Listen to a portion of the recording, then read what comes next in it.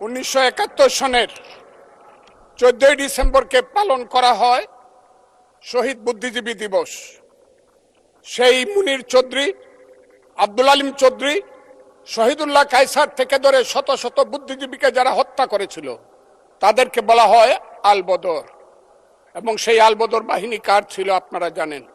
আমি খুব দুর্ভাগ্য, প্রথম দিন কিন্তু মাননীয় স্পিকার আপনি জানেন এইখানে কোনো বাতি ছিল না, আমি কিছু শুনতে পারি নাই।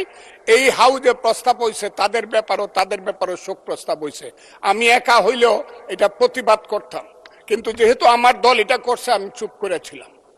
আমি কথাটা খুব ক্লিয়ার। কিন্তু এই সংসদ সম্পর্কে আজকে না হলো কালকে না হলো পরশু, না হলে ইতিহাসে ভুল বার্তা যাবে যদি আমরা যুদ্ধ অপরাধের ব্যাপারে আমরা শোক প্রস্তাব নেই। আমার আরেকটা কথা মিলন, পুলিশের ব্যাপারে যে ইনডেমনিটি দেওয়া হয়েছে, সেই পুলিশ 5ই আগস্ট পর্যন্ত একরকম, কিন্তু 5ই আগস্টের পরে, যেমন আমি মুক্তিযোদ্ধা কমান্ডার ছিলাম, আপনি বীর বিক্রম ছিলেন, 16ই ডিসেম্বরের পরে শত শত রাজাকার আমার কাছে আত্মসমর্পণ করছে। আমি কাউকে হত্যা করি নাই, সবাইকে জেলে পাঠিয়ে দিয়েছি, তার বিচার হোক।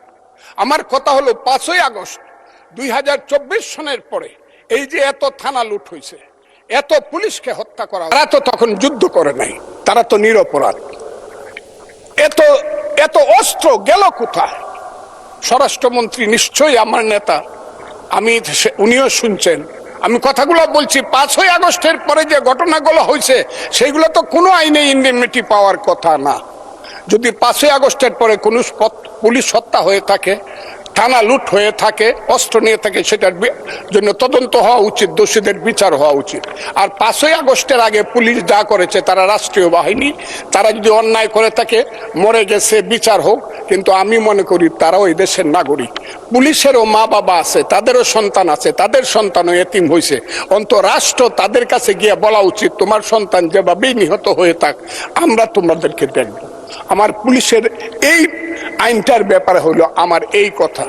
আমি আজকে এই হাউজে দাঁড়িয়ে সর্বশেষ কথাটি বলবো।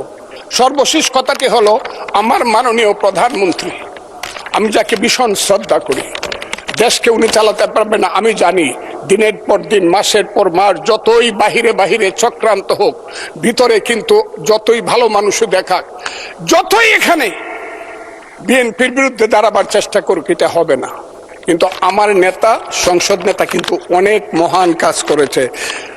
78 জনকে 222 জনের সমান সমান ভাগ দেয়া কমিটি করেছে। আমি আমার নেতাকে বলবো, শেষ করেন মাননীয় সদস্য, শেষ করেন।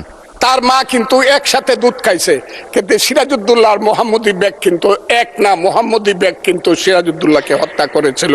এই কথাটি বলেই আপনাকে ধন্যবাদ জানিয়ে আমার বক্তব্য শেষ।